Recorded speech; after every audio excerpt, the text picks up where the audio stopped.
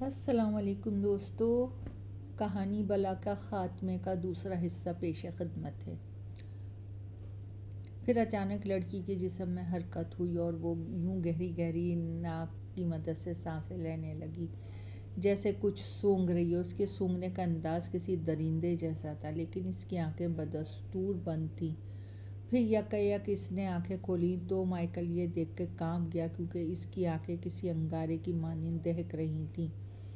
उसने पहले सामने खड़े माइकल को देखा, फिर तेज़ी से गर्दन घुमा के बाएं जानिब खड़े जॉन को देखा, जो इसे आम सी नज़रों से देख रहा था।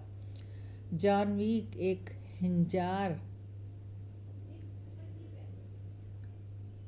हिंजारा हा हा हा हा। लड़की के मुंह से ऐसी भयानक आवाज़ निकली कि माइकल दहल गया, और जब इसने कहका लगाए तो यूं महसूस हुआ कि बहुत से लोग मिल के हंस रहे हों। अच्छी बात है, तो फिर तुम्हें यह भी इल्म होगा कि मैं क्या करता हूँ, जॉन बोला। हाँ, मुझे इस बात का अच्छी तरह से अंदाज़ा है जॉन वीक, लेकिन आज तुम नहीं जीत पाओगे, लड़की ने भयानक अंदाज में कहा। मैं यहाँ कोई खेल खेलने नहीं आया, सीधी सी बात है, इस लड़की को छोड़ दो वरना अपने अंजाम के लिए तैयार हो जाओ। जॉन ने कहा, अंजाम तो तुम्हारा बुरा होगा, बल्कि तुम तो पहले ही अपने अंजाम को पहुँच गए हो। बेचारा जॉन वीक सब कुछ ही तो हार गया, यहाँ तक कि खुद को भी। हा हा हा हा। लड़की ने फिर भयानक अंदाज में कहका लगा के कहा तो जॉन के चेहरे का रंग बदल गया। बस बहुत हुआ, अब मेरी बारी है। ये कहते ही जॉन ने अपनी पैंट की जेब से सफ़ेद रूमाल निकाल के अपने बाएं हाथ पर बांधा और जेब से सिगरेट निकाल के सुलगाने लगा। ये क्या कर रहे हो, लड़की ने कर्क लहजे में कहा। वही जो मैं कभी नहीं करता, अगर तुम सीधी तरह बात मान लेते तो, जॉन ने कहा। माइकल लाइट ऑफ कर दो फ़ौरन, जॉन ने एकदम तेज़ लहजे में कहा। तो माइकल ने फ़ौरन लाइट ऑफ कर दी और कमरे में गुप्त अंधेरा छा गया, मगर ये अंधेरा एक पल के लिए। जॉन ने लाइटर की मदद से अपने हाथ पे लिपटे रूमाल को शोला दिखाया तो वो धड़ धड़ जलने लगा और कमरे में अजीब सी बदबू फैल गई। इसके साथ ही लड़की के हलक से चीखें निकलने लगी और फिर खामोशी छा गई। लाइट ऑन कर दो, जॉन ने कहा तो माइकल ने लाइट ऑन कर दी। लड़की बेहोश हो चुकी थी और जॉन ने हाथ झटक के आग बुझा के कमरे में धुआं भरा हुआ था। ये सब क्या था, माइकल ने हैरानगी से खांसते हुए कहा, क्योंकि धुएं की वजह से इससे भी खांसी आने लगी थी। ये सल्फर में डूबा हुआ रुमाल है, जो कि इन जैसों को रास नहीं आता। जॉन ने लड़की के जानिब इशारा किया और जलते हुए रुमाल को अपने हाथों से अलग किया। माइकल ने देखा जॉन का हाथ बुरी तरह जला हुआ था। आपका हाथ तो जल गया है, मैं अभी डॉक्टर को बुलाता हूँ, माइकल ने घबरा के कहा। नहीं, इसकी ज़रूरत नहीं है, इसकी दवा मेरे पास है। तुम बस खाने का बंदोबस्त करो, और हाँ, इसकी फ़िक्र मत करो, यह अब कल शाम तक बेहोश में नहीं आएगी, जॉन ने कहा। क्या ये ठीक हो गई है, माइकल ने सवालिया अंदाज में कहा। हाँ, मगर कुछ घंटों के लिए इसका मुस्तकबिल हल निकालने के लिए 1-2 दिन लगेंगे। ओके, आए, मैं आपके लिए खाने का बंदोबस्त करता हूँ, माइकल ने कहा तो जॉन गहरे कश लगा के बेड पे लेटी लड़की को देखने लगा। दूसरे दिन जॉन 10 बजे उठा। मुलाजिम ने नाश्ता इसे कमरे में ही ला कर दिया था। जॉन ने नाश्ता किया और सिगरेट पीने लगा ही था कि माइकल कमरे में दाखिल हुआ। गुड मॉर्निंग, माइकल ने इसके सामने सोफे पे बैठते हुए कहा। गुड मॉर्निंग, मगर तुम्हें देख के लगता है तुम्हारी सुबह कुछ अच्छी नहीं है, जॉन ने सिगरेट का कश लगाते हुए कहा। हाँ, दरअसल मैं पूरी रात सो ना सका, शायद इसलिए परेशान नज़र आ रहा हूँ, माइकल ने आंखें मलते हुए कहा। यूं हालात में आदमी को नींद आनी भी नहीं चाहिए। बहरहाल, सबसे पहले तो तुम अपना और अपने तमाम घर वालों का तफसील से तारुफ करवाओ, क्योंकि मेरे ख्याल में ख़त में कुछ ज़्यादा तफसील नहीं थे, और इस मसले का हल के लिए फिर इस लड़की से मुंसलिक हर रिश्ते से आगाह होना लाजमी है, जॉन ने धुआं भरा हुआ उड़ाते हुए कहा। ओके, तो जैसा मैं आपको पहले ही बता चुका हूँ,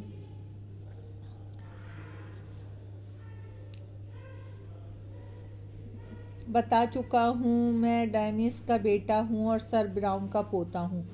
वो लड़की कैट है और मेरी इकलौती कज़न होने के साथ मेरी मंगेतर भी है। कैट के वालिदैन मेरे अंकल आंटी 5 साल पहले एक कार हादसे में गुजर गए थे और ये बात हमारे और खुसूसन कैट के लिए नाकाबिले बर्दाश्त थी।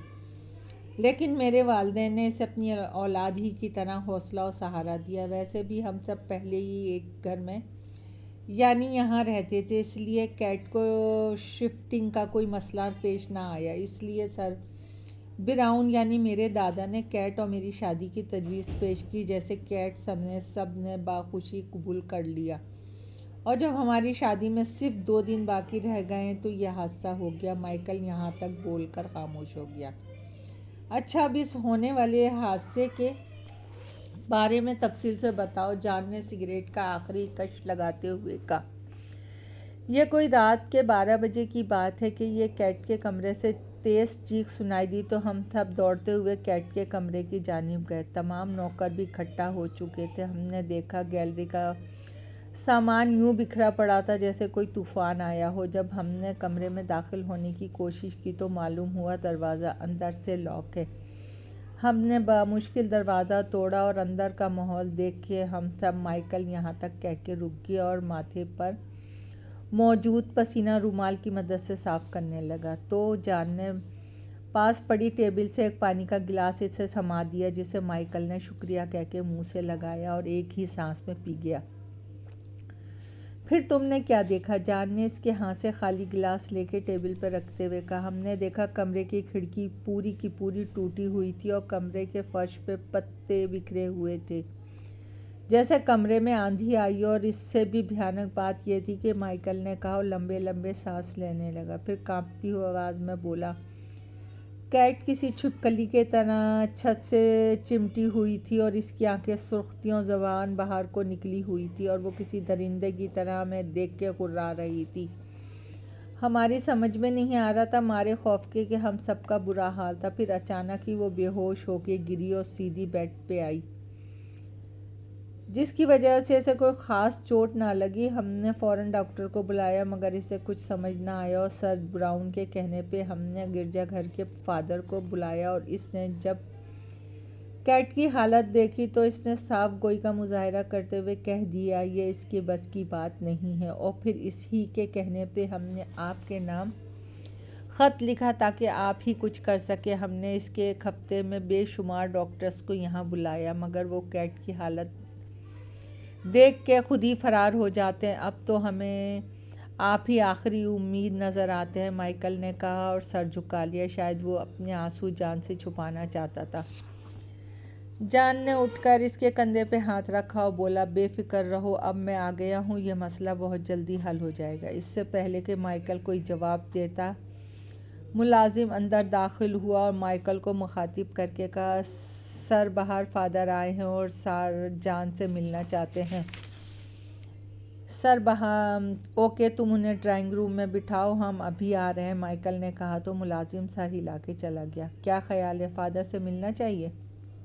माइकल ने जॉन को मुखातिब किया। क्यों नहीं, ज़रूर, जॉन ने कहा। फिर माइकल के साथ ड्राइंग रूम में दाखिल हुआ तो फादर ने जॉन को देखकर उठ खड़े हुआ। ओ ग्रेट जानवी, यकीन नहीं होता मैं तुम्हें देख रहा हूँ, फादर ने मुस्कुरा के कहा। तो अब यकीन कर लो फादर, मैं तुम्हारे सामने ही बैठा हूँ, जॉन ने बेपरवाही से इसकी तरफ सोफे पे बैठ के सिगरेट सुलगाते हुए कहा, जबकि माइकल ने फादर से मुसाफा करके अकीदत से उनका हाथ चूम लिया और बाअदब अंदाज में सोफे पे बैठ गया।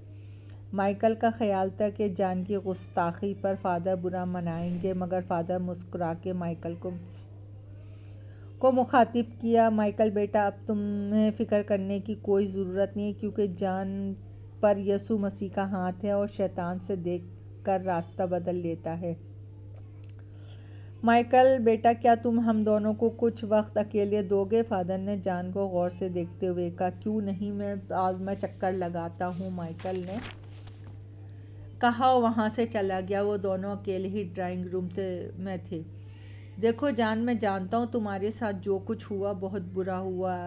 इस सब की वजह से तुम्हारा खुदा पर से यकीन उठ गया है, लेकिन क्या तुम जानते हो, इस दुनिया में सिर्फ एक ही ज़ात है जिससे सबसे ज़्यादा मोहब्बत करता है वो मेरी बीवी ग्लोरिया थी। इसे खुदा पर इतना यकीन था कि वो हर संडे को बाकायदगी से चर्च जाया करती थी और साथ में मुझे भी ज़बरदस्ती ले जाया करती थी। हमारा घर से ज़्यादा गिरजाघर लगता था। फिर क्या हुआ, एक दिन मैं काम से वापस आया तो मेरी बीवी घर पे नहीं थी। 3 दिन बाद इसकी लाश मिली। किसी काले जादू के आमिल ने इसका गला काट कर इसके वजूद को जला के राख कर दिया, सिर्फ शैतान की खुशनुदी के लिए। और आपके खुदा ने हमारी मदद ना की क्यों? जान ने चिल्ला के कहा। इसकी आंखों से आंसुओं का सैलाब बह रहा था। देखो बेटा, ऊपर वाले के हर काम में मसलियत होती है। बहरहाल मुझे खुशी है तुम इस दुखी ख़ानदान की मदद करने के लिए यहाँ आ गया। मैं चलता हूँ, अगर मेरी ज़रूरत पड़े तो बिला झिझक रब्ता कर लेना, फादर ने कहा, जबकि जान दोनों हाथों से अपना चेहरा छुपाए बैठा था। फादर ने इसे देख के तवील सांस लिया और वहाँ से बाहर निकल गया। फादर को बाहर आता देख के माइकल फ़ौरन एक जानिब हो गया और फादर के जाने के बाद अंदर दाखिल हुआ। अब जान नॉर्मल नज़र आ रहा था, लेकिन इसकी आंखें मामूल से ज़्यादा सुर्ख थीं।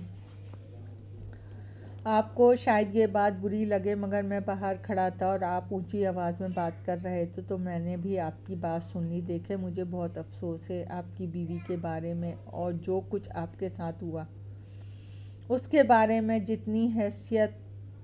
जैसी हैसियत आपकी बीवी आपके लिए रखती थी, कैट के बारे में मेरी भी वही जज्बात है। मैं इसे हर हाल में पहले जैसा ठीक देखना चाहता हूँ और मेरी मालूमात के मुताबिक आप भूत प्रेत शैतान और चक्रों में वही इन चेहरों को शिकस्त दे सकता है जो खुदा का प्यारा उसका मानने वाला हो। मैं आपकी काबिलियत पे शक नहीं कर रहा। अगर आप काबिल ना होते तो फादर आपको बुलाने का मशवरा हरगिज़ ना देते। लेकिन मैं पूछ सकता हूँ, खुदा को ना मानने के बावजूद आप कैसे इन चीज़ों से निमट लेते हैं? माइकल ने कहा तो जान इसे गौर से देखने लगा। फिर एक तवील सांस लेके बोला,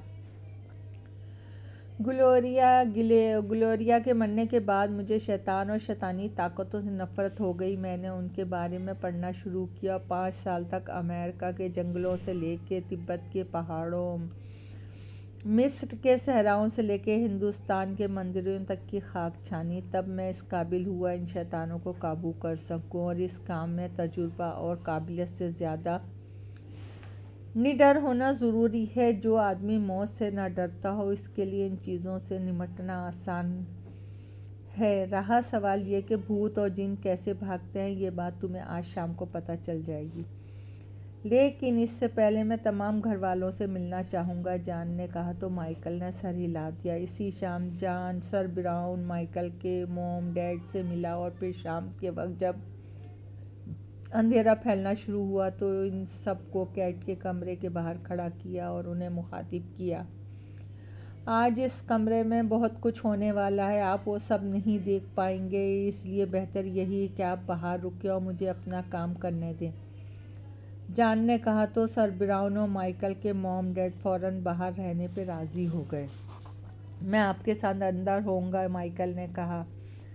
पागल मत बनो माइकल, जब जान कह रहे हैं तो बाहर रहो, वो संभाल लेंगे, माइकल के डैड ने कहा। हाँ, तुम्हारे डैड ठीक कह रहे हैं, तुम्हें उनकी बात मान लेनी चाहिए, जान ने कहा। नहीं, मैं अंदर जाने का फ़ैसला कर चुका हूँ, मेरी आखिरी फ़ैसला है। देखो माइकल, जान ने कुछ कहना चाहा। अगर आप मेरी जगह होते तो क्या आप बाहर रहते? माइकल ने जान को मुखातिब किया तो जान ने तवील सांस लेके इसे अंदर चलने का इशारा किया और दोनों जैसे ही कमरे में दाखिल हुए, जान ने दरवाज़ा लॉक कर दिया। कैट इसी हालत में थी जैसे कल थी। वो अभी तक रस्सियों की मदद से बेड पे बंधी हुई थी। जान ने सिगरेट सुलगाई और कमरे का जायज़ा लेने लगा। खिड़की में अब सलाखें भी लगवा दी गई थी। शायद इस हादसे के बाद ये एकदम उठाया गया था। जान ने अपनी कोट की जेब में से 4 सिक्के निकाले और इन चारों सिक्कों को बेड के चारों कोनों पर रख दिया। अब यहाँ जो भी हो तुम कुछ नहीं बोलोगे, याद रहे कि तुम्हारी वजह से कोई गड़बड़ ना हो सके, जान ने माइकल को मुखातिब करके कहा तो इसने सर हिला दिया। जान ने सिगरेट का गहरा कश लगा के इसे अपने बूट तले मसल दिया। जान ने कैट के बाएं कान के साथ अपने हाथ की उंगली से चुटकी बजाई तो कैट की आंखें फौरन खुल गईं और जान इसके पैरों की तरफ खड़ा हो गया। कैट चंद लम्हे छत को घूरती रही, फिर इसने जान की जानिब देखा और मुस्कुरा दी, और फिर इसकी मुस्कुराहट गहरी होती गई, यहाँ तक कि वह हंसने लगी। फिर हंसी तेज होके कहकाओं में बदलने लगी। माइकल ने देखा जान इसे हैरत से देख रहा था। दोस्तों, कहानी अभी जारी है। पसंद आए तो लाइक और सब्सक्राइब कीजिएगा। आपकी दुआओं की तलबगार।